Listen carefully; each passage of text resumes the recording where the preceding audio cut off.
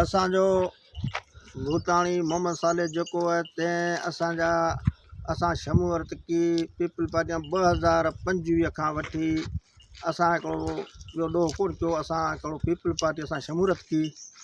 इन जे करे असांजो जेका दुश्मनी दहशत गर्द असांजे मथां छॼाई खणी जेको इरफान भूताणी ऐं फरहान भूताणी ऐं ॿिया जेके बि मुस्तदल आहिनि इन जा पुट आहिनि या इन जा वरसो ई सॼो असांजे मथां माना असां ग़रीब सां नाहक असां ग़रीब सां ज़ुल्म। असांजी अपील है त इहा पीपल पार्टी या कॾहिं अली हसन ज़हरी मीर अली हसन ज़हरी असांजो सपोर्ट की वञे।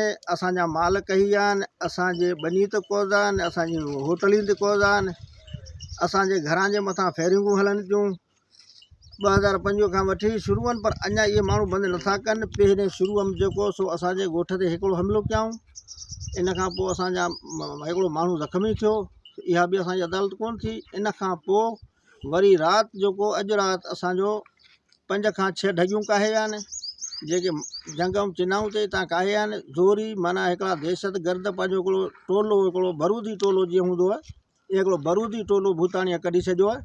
ॿियो असीं वग़ैरह सघा कोन्हे जेको असां सां पंहिंजो वहिंवार करे, असां सां पंहिंजो हिसाबु किताबु वठे। इहा ॻाल्हि कोन्हे त असांजा माल हणाए या असांजे ॻोठां ते क़ब्ज़ा करे या असांजे ॻोठां जे मथां हमला करे। इहो भूताणी जो शान कोन्हे। भूताणी विढ़े त असां सां पाण विढ़े। हिकिड़ो बरूदी टोलो असांजे मथां छॾियईं। इहो असांजो हुकूमत खे अपील आहे, बिलाल भुट्टे खे, आसिफ ज़रदारीअ खे, त असां सां असांजे हक़ में फ़ैसिलो कयो वञे, असांखे बचायो वञे। असांजा माना असां सां वॾो हिकिड़ो ज़ुल्म आहे, असां सां वॾो हिकिड़ो नाहक आहे भूताणीअ तरफ़ां। असां ॿियो चा कान की असां इहो ई सिर्फ़ु जेको आहे सो असां हिकिड़ी शमूरत पीपल पार्टीअ में की जेको अली हसन ज़हरीअ जे असीं हिकिड़ो कचहरीअ में आहियूं। असां इहो कयो, ॿियो त असां कोन कयो। ॿियो असां ते को हुनजो वहिंवार को वीचार को पलांद को पोत हुजे त असां ते भले ख़रीदार करे। असीं पंहिंजे हक़ में वेठा आहियूं। को असांखे अटे जी बोरी बि कोन थो भूताणी रसाए।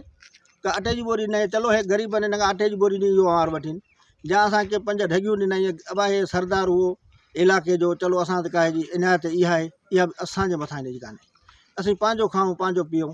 इहो बि असांखे ज़हर करे छॾियईं। असांजे हाणे हयाती माना ज़हर करे छॾियईं, असांजो जीअण जंजाल करे छॾियईं। इन ॼणा महिरबानी कंदा असांजे मथां इंसाफ़ कयो वञे।